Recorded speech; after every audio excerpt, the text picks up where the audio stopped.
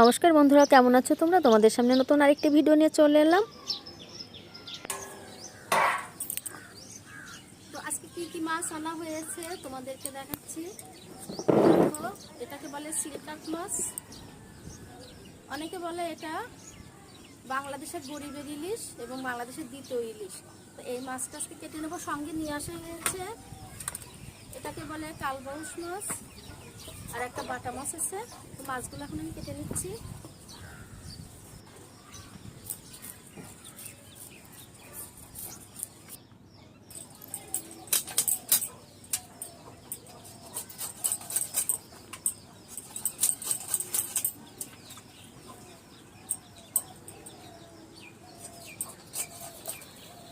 আসলে বাড়িতে আত্মীয় স্বজন আসলে কিন্তু আসলে খুব ভালো লাগে। নিজের আপনজনরা যখন কাছে থাকে আসলে আনন্দে মন ভরে যায়। ইচ্ছে হয় যে তখন এটা ওটা করে তাদেরকে খাওয়ায়, আর এই করার মধ্যে কোনো কষ্ট থাকে না। এগুলোর মধ্যে কিন্তু ভালোবাসায় জড়িয়ে থাকে।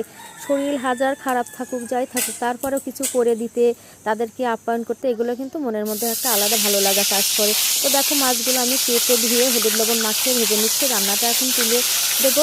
কড়াই মাছগুলো ভাজার জন্য আমি একটা একটা করে মাছ তেলে ছেড়ে দিচ্ছি। মাছগুলো ভেজে তারপর তরকারিটা করে নেব।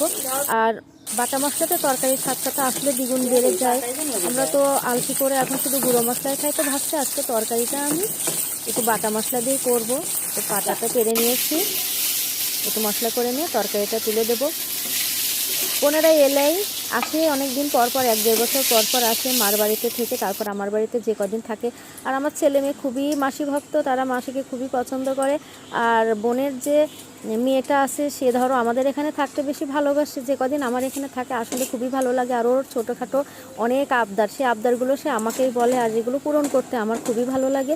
ওর ছোটো ছোটো আবদারগুলো, ওর খাবার থেকে ওর বায়নাগুলোই বেশি।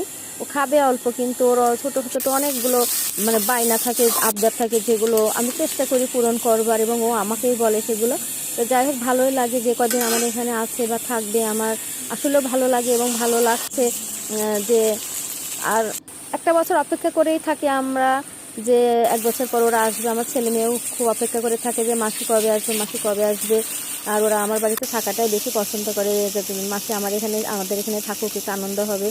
তো এভাবে আমাদের দিনগুলো কাটে। 1 বছর পর পর আমরা অপেক্ষা করে থাকি যে ওরা এলে আমরা একটু আনন্দ করব। তো দেখো, রান্নাটা আমার মোটামুটি কমপ্লিটের দিকে। তরকারিটা কষিয়ে ঝোল দিয়ে টমেটোগুলো দিয়ে দিচ্ছি।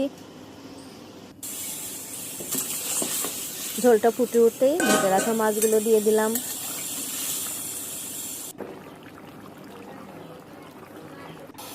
ঝোলটা ফুটে উঠেছে, এখন নামিয়ে নেবো। তো ভিডিওটা তোমাদের কেমন লেগেছে অবশ্যই জানিও।